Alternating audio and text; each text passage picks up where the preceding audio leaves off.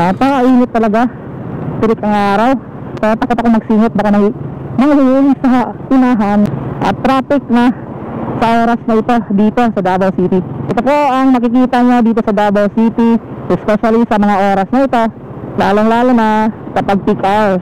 Jollibee, bida ang saya, gutom na ako, wala pa akong tanghalian. Kaya kinakatakutan ko lang talaga dito sa Davao City is yung kanina traffic light.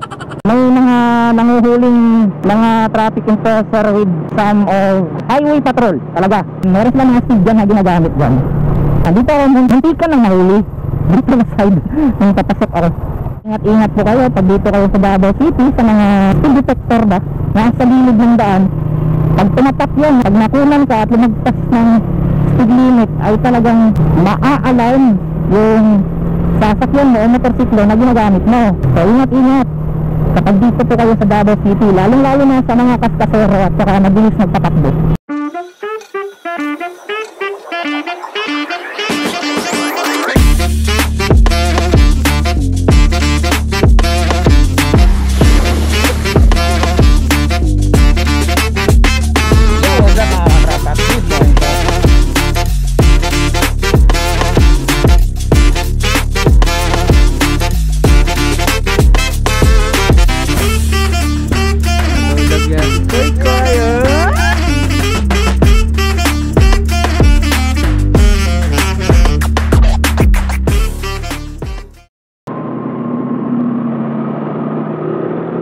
What's up Davao City.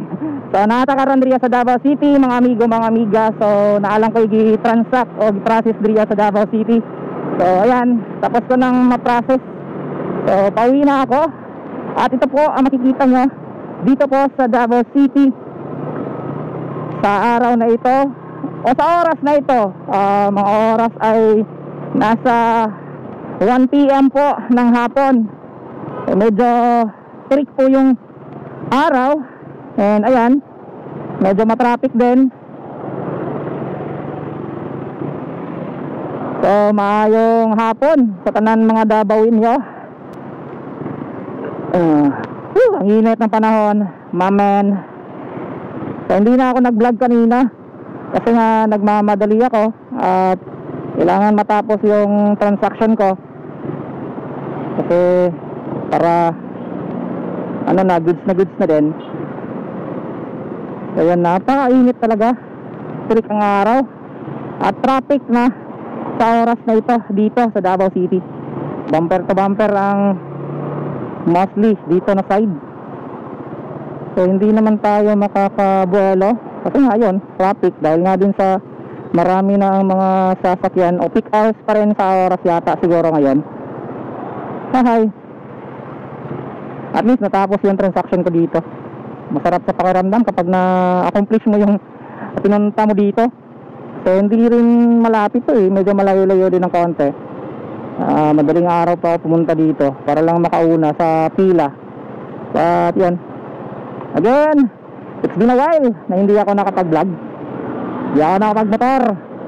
Ayan, ito po ang makikita nyo dito sa Davao City, especially sa mga oras na ito, lalong-lalo na kapag peak hours. Ayan, hindi po palaging okay po yung daloy ng trapiko. Kapag peak hours, expected nyo po yan na matraffic talaga. Ang init pa ng panahon. So ang kinakatakutan ko lang talaga dito sa Davao City is yung kanina traffic light. Kasi nga walang number kung ilang oras yung stop o ilang oras yung go.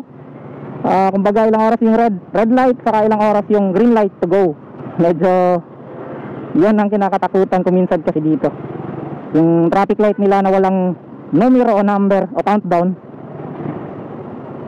Yan, okay, ang hirap pag ganito, bumper to bumper, saka mahina yung daloy ng trapiko, napakainit.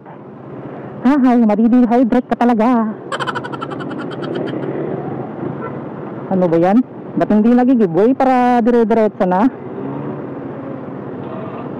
So, dito po yan sa papuntang downtown ng Davao City. So, ito po sa may Bahada.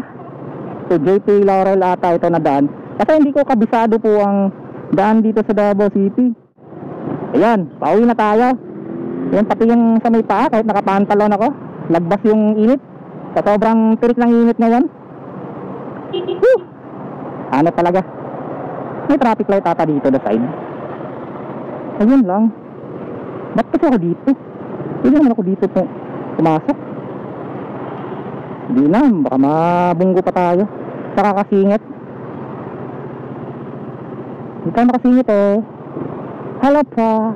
Kasi nakamotor tayo, takot ako magsingit. Baka may manghuhuli sa unahan. GG tayo. Baka nawawa tayo sa pag mahuli. Ayan, may patrol pa. Davao City Patrol Car. Eh, grabe. Pinagpapawisan na ako. Yun o, kita nyo yan. Bumper to bumper ang traffic talaga dito sa mga ganitong oras na peak hours. So, meron din naman mga daan dito na hindi ganong ka-traffic, pero kagaya dito ay talagang traffic. Gora, gora, gora, gora. Let's go, let's go. Oh, wag mo na tayo. Mabatang ka tayo dyan. Kita mo nang nakaano na tayo. Didiretso pa siya. So, ganun talaga kung didiskarte ka para mauna. Ganun naman yung ibang mga driver o rider. Kailangan kung may pagkakataong lulusot, pero dapat dubli ingat. Kasi nga baka makabangga tayo, makasagi pa. Hi, Jollibee, bida ang saya. Gutom na ako, wala pa akong tanghalian. So shoutout sa ating mga rider sa nagmomotor. Patas tayo, mainit. Hanip talaga.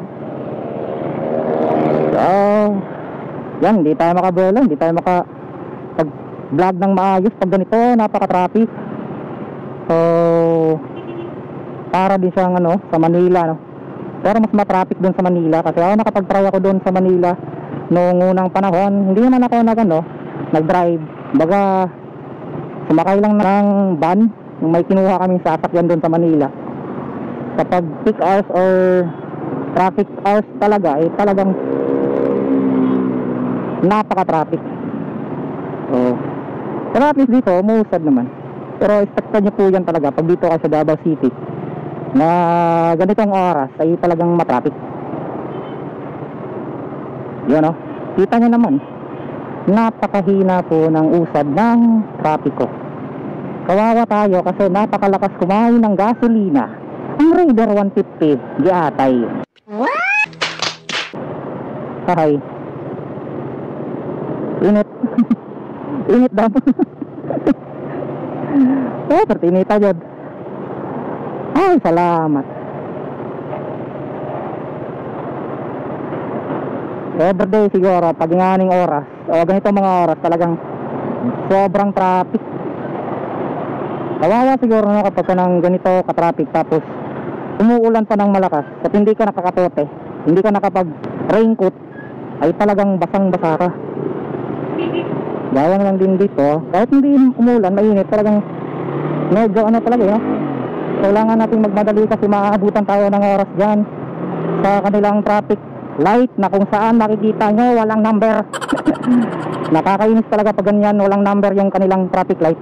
Hanip talaga. So, kita nyo, parang sa tingin ko, pagkakaalam ko dyan is weight ng dumadaan ang pinagbabasihan ng kanilang traffic light.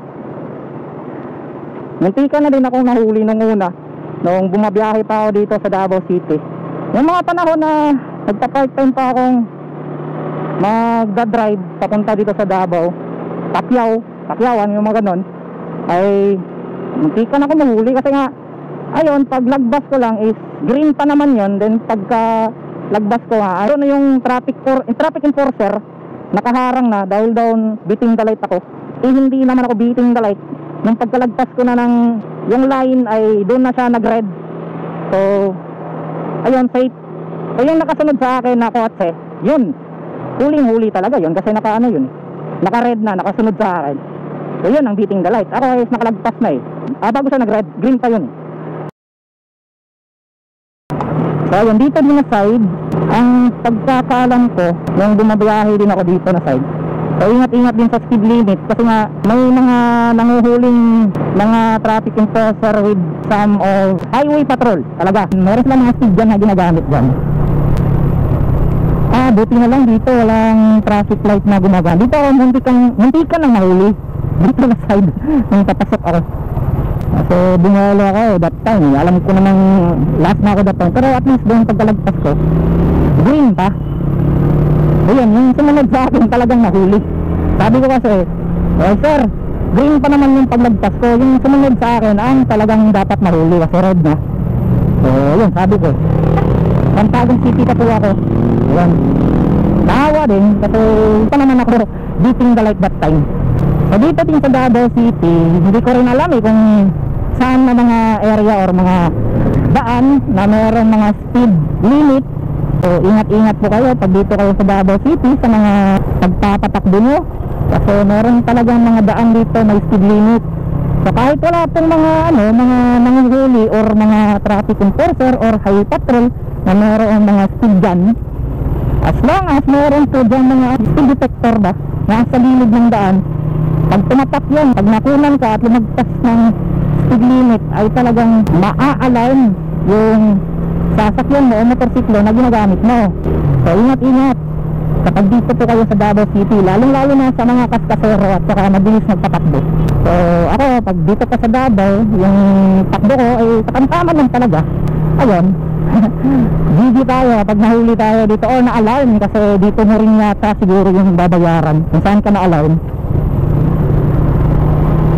So mag-shop ka na lang talaga pag ring nyo ng sasakyan mo, motorsiklo mo, ay biglang may tapatak na alarm pag-rehistro mo. So hindi mo ma-re-rehistro yung sasakyan ng motorsiklo mo kapag mayroong alarm.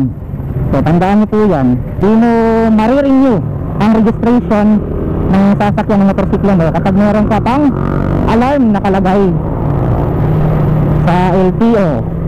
Yan, hindi ko talaga alam kung saan na ako kasi hindi ko kabisado po talaga itong mga daan dito sa Davao City. So ganito po yan talaga dito. So kaninang madaling araw, yung mga nakakasabayan ko lang sa daan, kasi nasa 2 AM ng umaga ako bumiyahe para at least mas maaga, walang masyadong traffic. So yung nakakasabayan ko ay puro mga 10-wheelers malalaki mga truck. So wala akong masyadong nakakasabayan na motorsiklo. Ako lang ata yung tumatakbo. So madaling araw pa that time. Meron mga iilan, pero yan, mostly mga oras na yan kapag madaling araw, mga malalaking truck talaga ang nakakasabayan mo, kaya bigli ingat din. Although hindi naman na-traffic, pero yun lang, yung kagaya yan, mga ganyan mga truck ang nakakasabayan mo, ganyan, ang laki niyan, di ba? So ingat-ingat, hindi lang isa, hindi, tagdadalawa, tagtatatlo, yan, mga ganyan, no? Kasi dito sa Davao City, napakarami po talagang mga ganyan dito, kasi nga sentro po ito ng mga business, especially sa mga cargo shipping. Yan, marami yan dito sa Davao City. So yan ko, ay, may lubak muntik na. Nakakahingal talaga itong init ng panahon. Pag dito wala itong mga oras talagang traffic, dahil nga sa meron din mga naglilinyahang mga sasakay ng barge para patawid ng Samal. Makikita nyo yan, Samal na yan sa harapan na yan. Ang galing naman yung ginagawang pang deliver ng tubig, Nissan Calibre. How's your day? So kumusta po kayong lahat dyan? Ano ang pinagkakaabalahan nyo? So it's a great day. Masaya ako kasi natapos na yung transaction ko at hindi ako pumalpak sa mga requirements. So yan, mahirap pag nagkamali ako sa mga requirements. Talagang babalik sa pinanggalingan yung mga requirements mo. So nasa na ba ako? Saan na ba ito? So basta bahala na kayo dyan kasi hindi ko talaga kabisado itong Davao City. So at least may papakita ko sa inyo ang road situation or yung senaryo kapag dito kayo sa Davao City, lalong lalo na sa mga oras na ito, at lalong lalo na dito sa may Sasawar. Sasawar na ba ako? Kasi nga pag dito ganito mga oras talagang traffic, dahil nga sa meron din mga naglilinyahang mga sasakay ng barge para patawid ng Samal. So ayan, kaya nagkakaroon din ng build up ng traffic yung mga nakahilera ding ibang mga sasakyan dito papasok sa mga barge, sasakay ng barko o barge sa pupuntang ng Samal o magsasamal. Ayan, gaya nito, ingat-ingat kasi nga sa likuran, bumper to bumper, baka mapit mapit ka bigla sa likuran, mabunggo. Yan lang oh.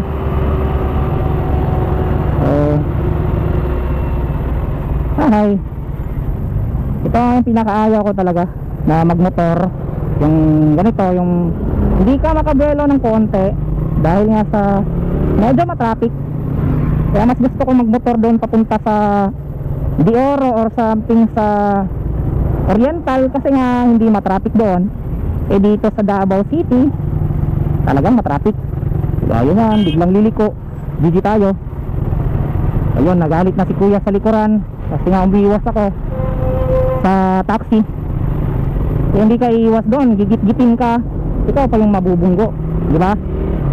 So may konti ng mabilis. Woo! Nakakahingal talaga itong init ng panahon.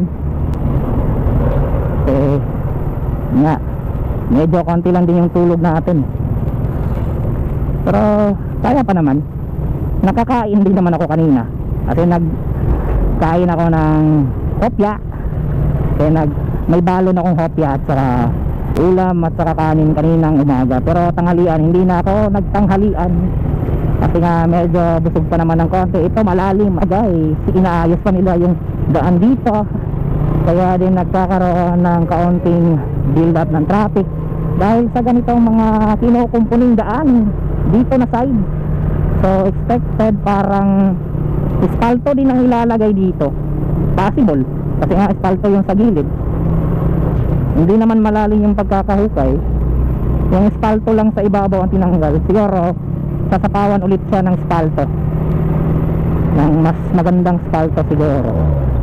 Yan oh, kita niyo yan. Ay, laki niyan boss. Ay, laki niyan boss. Wala pang brake light sa likod, kuya. Anit ka kuya. Akit naman. O yan, dito tayo kasi medyo maluwag. Diyan sa gitna ay talagang yun, dahil nga sa kagabi nung pagdaan ko dyan, hindi ko namalayan na meron palang kinukumpuni. Ayun, lumipad ako ng konti. Kasi kapag spalto, di ba? Kapag spalto yung daan ay talagang medyo hindi mo maklaro kasi nga naitim yung spalto, di ba? So hindi mo mapapansin, lalong lalo na kapag madilim yung daan or something, gabi ka bumabiyahe at spalto pa. Ayun, hindi mo makikita yung mga lubak sa daan. Kaya kung hindi mo kabisado, doble ingat. Saka yan, ride seat lang palagi para iwas disgrasya. So yan, dagat na po yan dyan sa kilid. Yan po yung sa Samal. Makikita nyo yan, no, Samal na yan. Sa harapan na yan. So ewan ko kung nasimulan na ba yung yan, no, kita nyo ba? So marami dyan na mga container dyan dinadrop, yung mga container na mga negosyante. So kaya maraming mga heavy equipment dito na nagkakarga ng mga ganyan kagaya niya, no? Si Optimus Prime, Optimus Prime. Optimum Prime. Di ba? Si Optimus Prime ng Transformer yung mukha. Pag makakita tayo ng ganun. So yan, no, papunta rin yan ng Samal. Sasakay ng barge doon na side.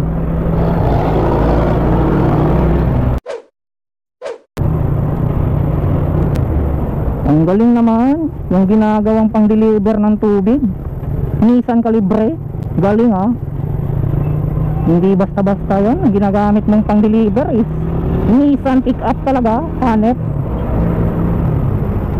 So parang andito na tayo sa kanto ng ano, saan ba to? So andito na tayo sa kanto papuntang airport yata yan dyan. Dito papuntang airport. So dito pa straight papunta na tayo ng Tagum City. Pauwi na tayo mga men. Ayo, para tayong lutang no. Ay, ginagawa ko na lang ano, yung libangan ng pagsasalita while nagmo-motovlog kasi nga ayun, wala tayong sapat na tulog, pero okay pa naman, controllable pa naman yung medyo ay naantok ka. So nawawala din yung antok mo while nagsasalita ka, kasi kung tahimik ka lang dyan ay baka abutan ka ng antok mo. So ayan, ganito po ang situation na makikita nyo dito, Davao City.